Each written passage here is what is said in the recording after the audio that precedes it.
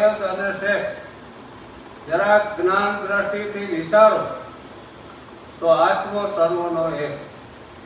એટલે એક શેડો આપણી નાભીમાં છે અને બીજો શેડો આપણો બ્રહ્માંડની નાભીમાં છે.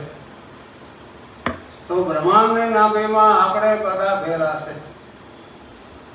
એટલે સમજ્યા વિના મત કરો ઝઘડા, વરગારીઓ ઈ વાટે, ધણી ધામે આપણે નથી કોઈ નોખા, શું છે જુદા ચાવલ અને ચોખા.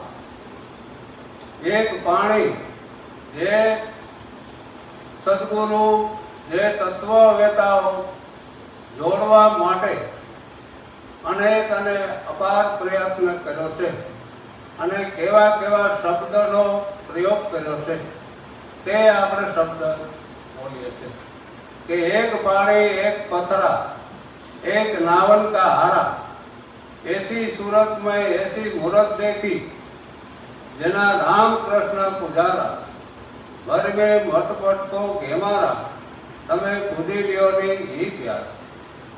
सदगुरु से व्यक्तिगत भगवान ने बतावता नहीं, सदगुरु से व्यापक परमात्मा ने ओळखाण करावे छे. અને વ્યક્તિગત જ્યારે ભગવાન જ્યાદા થાય છે ત્યારે વાદ વિવાદ થાય છે. કોઈ કૃષ્ણ જે ભગવાન રામ થયા તો એના વાહે રામ ચરિત્ર માનસનું લખાણ થયું. ઈસુ ભગવાન થયા તો બાઇબલનું લખાણ થયું. મામન પૈગંબર થયા તો પુરાણનું લખાણ થયું.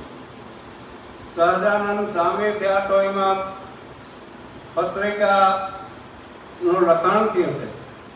એવી રીતે હરેક ભગવાનના હરેક શાસ્ત્ર લખાશે પણ વ્યાપકનું કોઈ શાસ્ત્ર નથી, વ્યાપકનું કોઈ મંદિર નથી અને વ્યાપક કોઈથી લખાય એવો પણ નથી.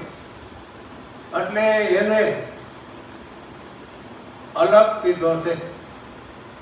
પણ એ જે વ્યાપક પરમાત્મા કેવી રીતે આપણા ઘટની અંદર છે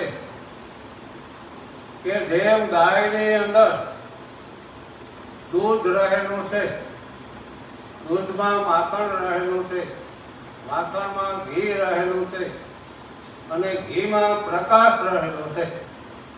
પણ ગાયને આપણે અગરબત્તી કરી અને ઘૂમરા મારી તો એ દૂધ એમ આપે એમ નથી. પણ દૂધ જે એને યુક્તિ જાણે છે તેને એ દૂધ આપે છે. તો સદગુરુ છે એ પરમાત્માના ઘરનું સરનામું આપણે આપે છે અને આપણે એ યુક્તિ બતાવે છે. જે બેનું દીકરીઓ અને ગાય જોતા ના આવડતું હોય તો જેને આવડતું હોય એને પાસે જાય છે. એટલે આ બારોબારની ક્રિયામાં પણ ગુરુની જરૂર પડે છે. તો આ આધ્યાત્મિક માર્ગમાં ગુરુની જરૂર પડે છે. ભગવાન પોતે પણ જ્યારે જ્યારે ભગવાન નિરાકાર છે પણ જ્યારે જ્યારે આ જગતને જરૂર પડે છે ત્યારે એ પૂર્ણ રૂપે ઉતરણ થાય છે અને જેનું ઉતરણ થાય એને જ અવતાર કહેવાય છે. અને જેનો આવેશમાં જન્મ થાય છે એને જન્મ મરણ કહેવાય છે. કોઈનું ઉતરણ થાય છે, કોઈનું પ્રાગટ્ય થાય છે અને કોઈનું આવેશમાં જન્મ મરણ થાય છે.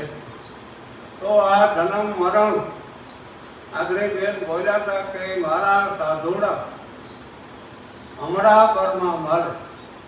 એમાં એક બેનને થોડું વાંચીએ ફેરવું છે. એક બેનને એમ થયું કે હમણાં પરમાં સાધુડા હોય તો આપણે જઈએ, આ ગુટિયાણાની બાજુમાં જ છે. એટલે બેન ગયા પણ એને સાધુડું ક્યાંય મળ્યું નહીં. એટલે બેને એમ કીધું કે આ ભજન બોલવા વાળા ખોટું તા બોલે છે. મને એમ કે આ બીજા માણસ ખોટું બોલે પણ આ ભજનાનંદી માણસ પણ ખોટું બોલે છે. આ અમરાપરની અંદર તો કોઈ મને સાધોડો ભેરો થયો નહીં. એવી રીતે કયું કઈ